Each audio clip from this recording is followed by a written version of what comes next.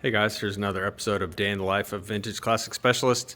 It's a Thursday, so I was at the shop by myself, and today I focused on the 59 Deluxe bus. That's this one, the non-walkthrough. This is the 61. I have to think about this sometimes because these buses are so similar that sometimes it takes me a while to remember which is which. Anyway, this is the 59. So started off the morning with putting the tail lights on it, which the owner provided for us. So yeah, they look really nice. Pretty nice. These are reproductions. These aren't original ones, but they're really nice nonetheless. These are from EIS, who I think may be about the only ones making these, the complete assembly with the bulb holders and everything. I don't know that you'll be able to see this in the dark, but there it is. They're nice. They say EIS on them, which yeah, I don't know why they do that, but I guess in a way it's good because it helps people easily identify them versus a real one. Anyway, got those installed, wired in. Been waiting for a while to do that, but anyway. So beyond that, pretty much spent the day cleaning and preparing parts for this bus for its motor. So let's have a look here. Got a couple boxes of parts here that are in various stages of being cleaned and ready to be rebuilt. So let's see what we got here. So carburetor, went and fully disassembled it. Cleaned it with gasoline and then with carb cleaner, Berryman's, pretty much my usual routine here. So come out really nice. This was a very, very clean carburetor and pretty much looks like new now. And you can see got all the pieces for it here, which are all thoroughly wire brushed and cleaned and ready for zinc plating.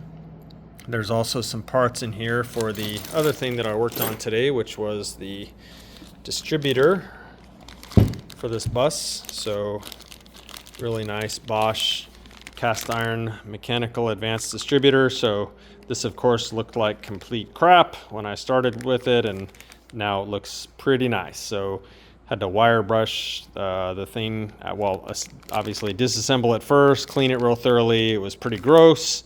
And then mask off the badge, wire brush the whole body, and then mask off the areas that don't need painting, and then paint it. So that's basically ready to assemble.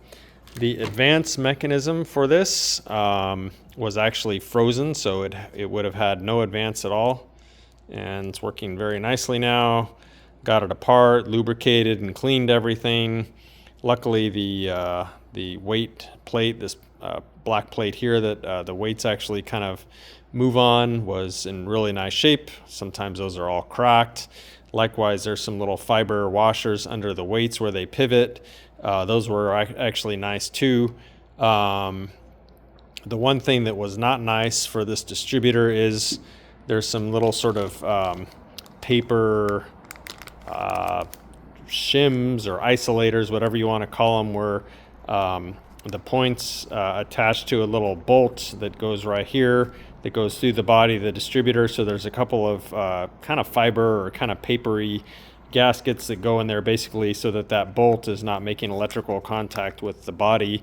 So those were toast. Luckily, some guys called VW NOS sell that kind of stuff, so I got those on order today. And then, like I mentioned, zinc plating for the distributor is in here too. It's all going to be clear zinc except for the little clamp pieces that hold the distributor cap on. Those we'll do them in black as they were originally. And here's some other random parts for those. Here's the points plate cleaned up, and so on. Back to the carburetor for a second. Here's all the brass pieces that we'll reuse. The plug for the float bowl, which also holds the main jet, and the idle mixture and a couple other jets. here. Got those all cleaned up.